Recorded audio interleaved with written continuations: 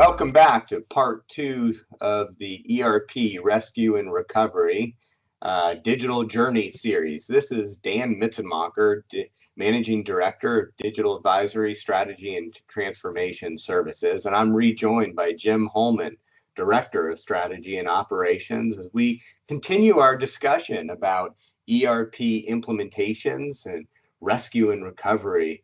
Last time we talked about some of the key indicators of troubled projects and signs of a project heading south. This time we'll talk about ERP strategy and alignment, as well as some of the stakeholder management and change management aspects of a project. Last time, Jim, we talked about some of the key indicators of troubled projects and some signs of some issues on ERP projects. Today, we'll unpack some of the initial ERP strategy and alignment concepts and talk about how to really prepare for an ERP project. And Jim, you and I have worked on a lot of ERP strategy and implementation projects. What are some of the key elements you think should be included in initial ERP strategy playbook, and how companies can align their ERP strategy with growth goals and business objectives? Yeah, Dan, that's a good question. The organizations that we work with most of the time when they're looking for new ERPs are in an area of rapid change, whether it's by acquisition, organic growth, new investment. And what's important when they're putting their strategy together is to not look within a single entity. They really want to look across their organization, not just where they are, but in where they're going. And that's the part of the roadmap, is you're looking at your ultimate destination, which may be some period of time out there in the future. You're not implementing a solution that's going to work for you 6 months out at go live, but you're really trying to plan that ahead. Another area is to really, as we talk about the multi-entity approach, is what is your current inventory? It's not necessary or even really practical for organizations to wholesale replace every piece of software that they're running. If you're growing by acquisition, it could be that a smaller, more recent acquisition is actually using a new best of breed solution that really is worthy of consideration. And understanding, what do you currently have? What is your licensing position? You and I have run across projects where clients were behind in their licenses, or it had completely lapsed. And while they thought it was an acceptable platform, it turns out that they can't actually use that solution. Are you finding, Dan, that there's any risk or mitigation strategies that should be played as the organizations are looking for this? Yeah, absolutely, Jim. Obviously, we mentioned last time, this is kind of a heart surgery-like project for a company, of really digging deep into their process and their people, leveraging technology.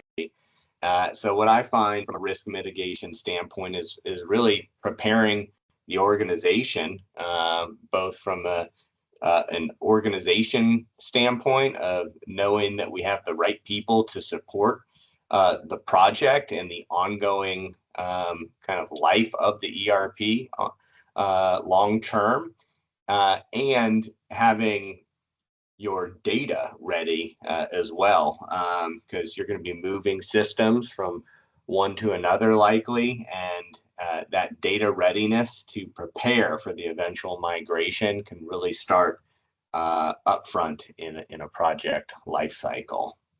So those are some of the key areas I see in terms of risk mitigation upfront, is having your people ready and your data ready to kick off a project too.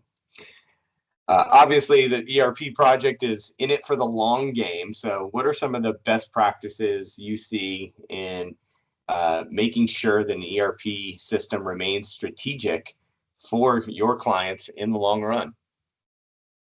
Yeah, the expense and disruption for an ERP implementation, when it goes well, is significant. It's such a major investment in human capital, physical capital, expenditures, and intellectual property development. The best way right out of the box that organizations can maintain that investment is to make sure that they're eligible and receiving and applying those regular system updates. and providing the maintenance that's required. We still see in the upper mid-market, as well as in public sector and other areas, there's still a good portion of ERPs that are either on-premise or in a private cloud, which means that an organization is still going to have to be responsible for keeping that system up to date. One area that we want to make sure that people are thinking about is, even in organizations with low turnover, making sure that users are trained through a mixture of proper curriculum from the provider, as well as industry best practices. What we find is that through turnover within, say, finance and accounting or operations, users are trained by other users that are trained by other users down kind of a replacement chart. And that really means that you're far, far drifted away from the way the software was probably implemented, which decreases your process efficiency. And then lastly, when an organization asks me, well, hey, are we finally done with the ERP implementation? Are we finished? And we say, well, you're never finished. Is what do you mean? It's like, well, you're finished when your business stops changing. You have to constantly review and realign with, why did you get this to begin with? And are you keeping up? There's the training and support piece. Are you keeping up with the feature roadmap that's coming out with these new platforms? They're always bringing out new features. And if you don't continue to invest in your own knowledge, you're going to fall behind and find that the software is moving into areas where you're just not aware.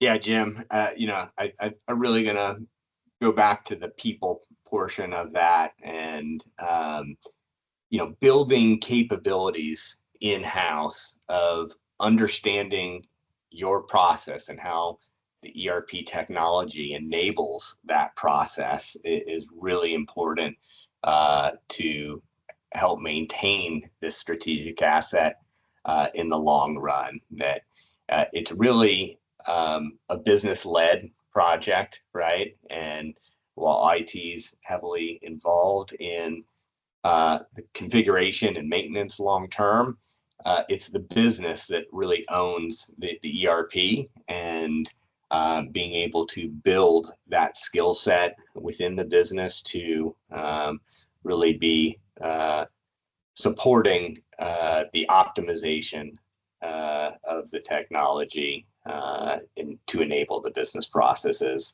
So what advice do you give to clients when it comes to defining and documenting their organization structure and key business processes before embarking on an ERP project?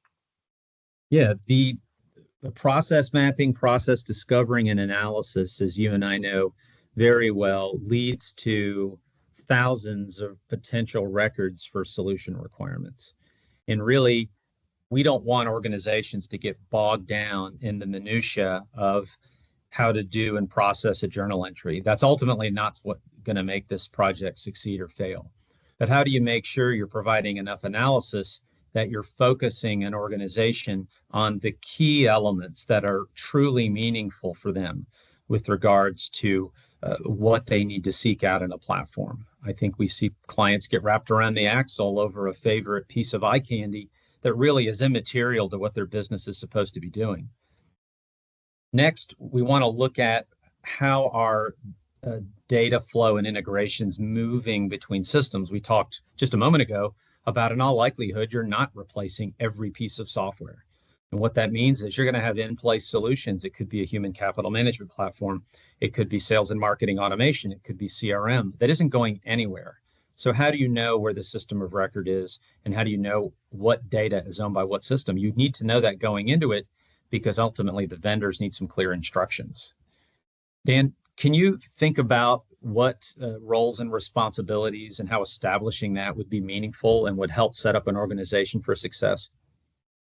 Yeah, we talked a little bit about how people are so important to a project, and so upfront having the organization structure around the project, both with project management and also with key subject matter areas from the business, representing all the critical business process areas, and then finally having an executive steering committee that is empowered to make decisions, accountable for the success of the project, and really provides the leadership in terms of the strategic vision and direction of the project as well.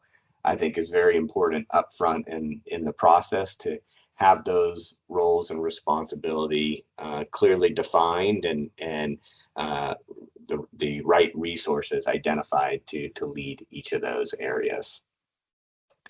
So let's talk more about kind of the change management and key stakeholder engagement areas of a project. Jim, how do you help your clients effectively communicate the benefits of an ERP system to various stakeholders to ensure better buy-in and minimize resistance to change? Yeah, that we're always going to end up moving someone's cheese in this process. There's going to be pride of ownership. There's going to be different areas where we don't realize that these are immovable objects when we first get started.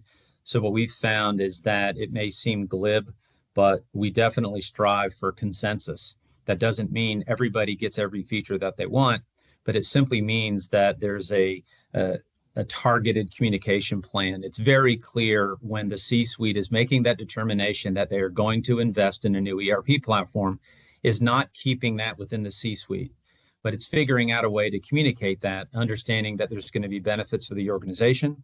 What we found is that if it's communicated early and truthfully and sincerely, that most key stakeholders in a business are willing to make a sacrifice for the greater good than if they're ambushed by something that they weren't aware of with very short notice, and they realize that a key portion of what they're responsible for is about to change. So again, communicate early and transparently, and we find that there's much less objections to what the stakeholders might have to complain about, frankly. And then lastly, while there's going to be some pain, there is net gain, and it tends to be in areas such as visualization, data and analytics, forecasting and planning. And it's very important if you're coming from an organization where that's manual, it's sometimes hard to sell the benefit to someone that's been doing it on pen and paper or in Excel, that yes, it's slightly more difficult now, but you have a systematic tool that not just will help you do your job, but to help your subordinate do their job when you're on vacation. And those are just some things that people don't really think about or communicate. Dan, do you think it's is it important to engage with stakeholders throughout the process? How do you keep everyone on the train? Right. Yeah. You talked a little bit about communication, and I think certainly having stakeholders engaged throughout the process is really important. From the kickoff, so that they understand the timeline, the strategy, the vision, and the reason for the project, and then through design, configuration, and build phases where decisions are being made, and up and down the organization, they should feel a sense of knowledge and ownership in those decisions. And then, most importantly, in the rollout phase, when that cheese is being moved and that change is really happening, and the way that they work is highly impacted. Engagement at each phase of those projects is incredibly important to a successful implementation. Jim, in your experience, what role does executive sponsorship play in success of an ERP implementation? And how do you advise clients to ensure sustained leadership support throughout a project lifecycle? Yeah, coming from a place like Cherry Bekaert, where historically our relationship is through the CFO, what we find is that as we've grown, it's been better and healthier for our clients that we have a much broader connection through senior leadership within an organization. Because what we found is that not all the C-suite has the same goals and objectives. So what we try to do when we're working with clients is to make sure that within their C-suite, they are clear with what's important to them, what is their objectives and how are they measured. Because it's not 20 years ago where finance and accounting drove the selection of the one part of the ERP and operations did another. It tends to be a collective organization, which means how do we understand what the top level business or organizational goals and objectives are, and then how can the members of the C-suite support that with their individual contributions. It's not, and also extremely important to understand that resourcing is going to be critical. Different phases of the project, there's going to be different levels of lift. And the top leadership in an organization has to make sure that down the org chart from themselves is allocated enough time to do your day job and to work on the implementation. That for some individuals could be 20 to 30 hours a week in addition to their day job. So Dan, tell us a little bit about how communicating priorities and importance is important for organizations to get all the right people on board. Yeah, the leaders of an organization play a key role because they are really playing that long game and understand the vision and the priority of the project. And so their ability to communicate down to the team what those priorities are and the reasons for the project, and then balance the resource allocation to support the project is key to project success. Jim, what strategies have you seen work well for your clients in fostering a culture of continuous learning and improvement during an ERP implementation? Right. So since the advent of cloud ERP, there's pretty much a mandate to subscribe to the ERP provider's learning channel. But what we found is that organizations that make that not just during the go live process, but continuing on from that, is to leverage the official training and certification content that's provided by the ERP providers is really important. We see that that's one area at contract renewal where companies, to save some money, will drop, say, the sandbox company will drop the learning channel. We find that that's a really big mistake, because organizations, whether it's Microsoft or Oracle NetSuite, Infor, Epicor, spend a lot of money to keep that content online and up to date. Gone are the days of buying textbooks and manuals. And it doesn't make sense for users, as we talked earlier, to just learn about other users.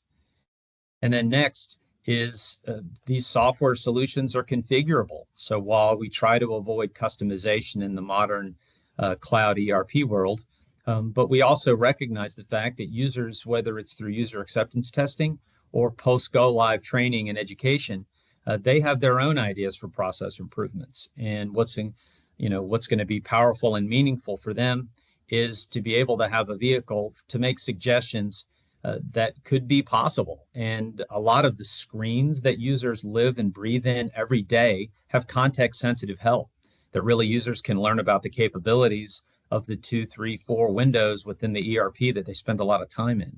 So those are great opportunities for users to give some ideas. And most of the users that we don't think are particularly computer savvy, well, they all have an iPhone. And there's opportunities there to make sure that you're constantly trying to improve. Dan, what's the best way, do you think, to keep people motivated as they hit these milestones and they do reach their go live? Yeah, a couple of things there. So first of all, from a project team standpoint, making sure that everyone is incented for the same goal of completing the project on time, on budget, in scope, and with the vision and the goals of the project from the onset. But then also understanding that you can't get everything done in this transformational project in a first go. So there will be future phases for optimization. So putting things on the parking lot and identifying future areas of improvement as well, and prioritizing those so that we could come back in another phase and address the optimization efforts of the ERP long term is key and critical too. Great. Jim, thanks again for today's insightful discussion on ERP strategy and alignment, stakeholder buy-in, and change management. Stay tuned for part 3, where we'll continue this ERP series on rescue and recovery. Please reach out to myself and or Jim to discuss your ERP implementation project. Check us out at cbh.com/digital for the most up-to-date content. Thanks again for tuning in to Cherry Bekaert's Digital Journey podcast. Be sure to like and subscribe to follow along.